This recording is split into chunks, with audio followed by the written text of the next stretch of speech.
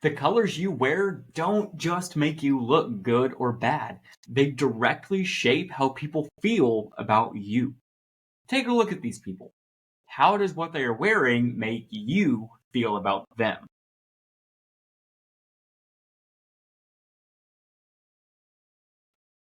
Red for power, blue for trust, black for sophistication. Sound like marketing? It is, but it's also psychology. Today, on the Joshua Bridwell Show, we're unpacking the science behind clothing colors and how they influence perception in American culture.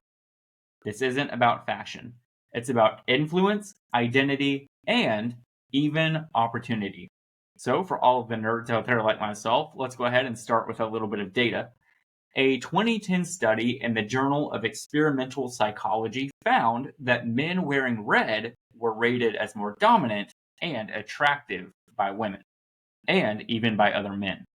Another study in color research and application found that people wearing blue were perceived as more trustworthy and competent. So, yes, what you wear literally changes people's perception of your credibility, attractiveness, and authority because color is processed emotionally. The human brain reacts to color within 90 seconds, and over 60% of the impression formed is based on that color alone. So let's break down the most common clothing colors and what they actually signal in American settings. And this isn't my opinion, this is backed by research.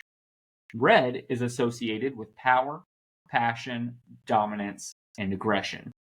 A 2008 study published in Psychological Science found athletes wearing red were more likely to win due to psychological intimidation. You're going to want to wear red when you want to stand out, take control, or to energize. When it comes to blue, blue is associated with trust, calm, stability, and intelligence. 42% of Americans say blue is their favorite color, making it the most universally liked color in America. Blue is often found in corporate settings, interviews, police and military uniforms, and you're going to want to wear blue when you want to be seen as reliable or professional. Wearing black is associated with elegance, formality, power, even a little bit of mystery. A study in color psychology and marketing found black is seen as both classy and intimidating. You're going to use black when you want to exude authority or keep a low-key presence. White is associated with purity, cleanliness, simplicity. Just a cultural note, white is often worn in healthcare or by leadership.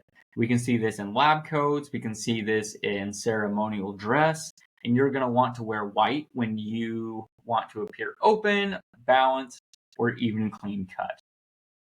Yellow is associated with optimism, warmth, and caution.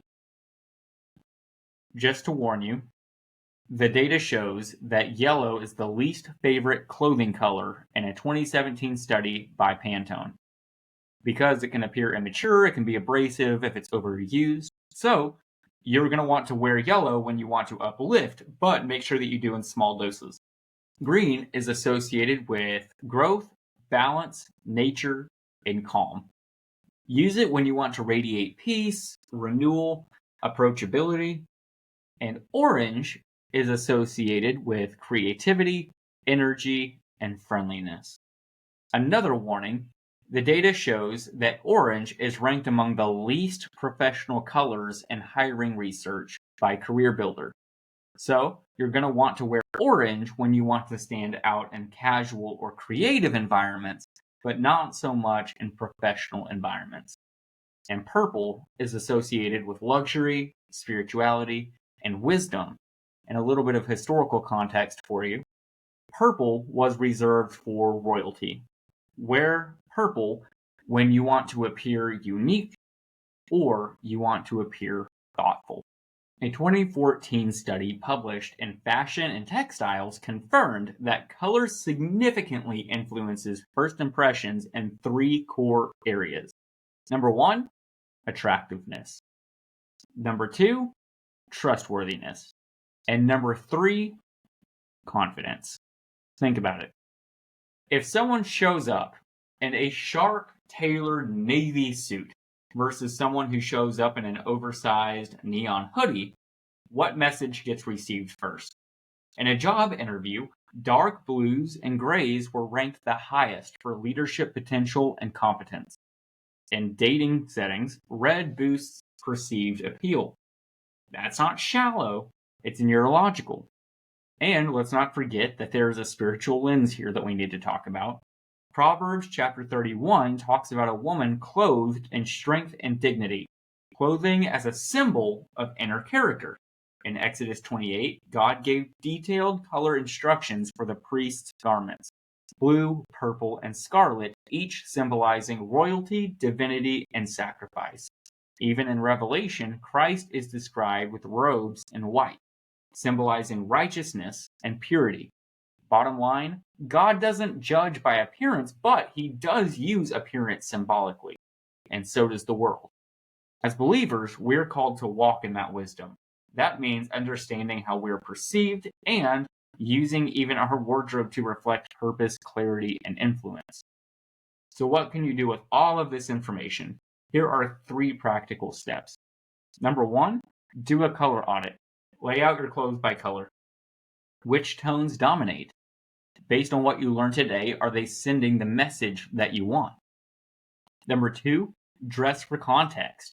For job interviews, go for navy or gray. For sales pitches or leadership talks, add a splash of red or black. For daily wear, stick to neutral because they build trust and flexibility. And number 3, use accent colors strategically. Add bold colors like red or purple in ties, accessories, or shoes to control perception without going overboard. The colors you wear are already saying something. The question is, do they say confidence, clarity, and calling? Remember, you don't need a whole new wardrobe. What you do need is awareness. This week, pay attention to how people react to what you wear. Then, test it. Swap out a color, and then observe the shift. And if this episode gave you insight, make sure that you comment, subscribe, download, share it to help more people dress with purpose, not just style. So thank you so much for tuning into this episode of the Joshua Bridwell Show. Tune in next time. Let's grow.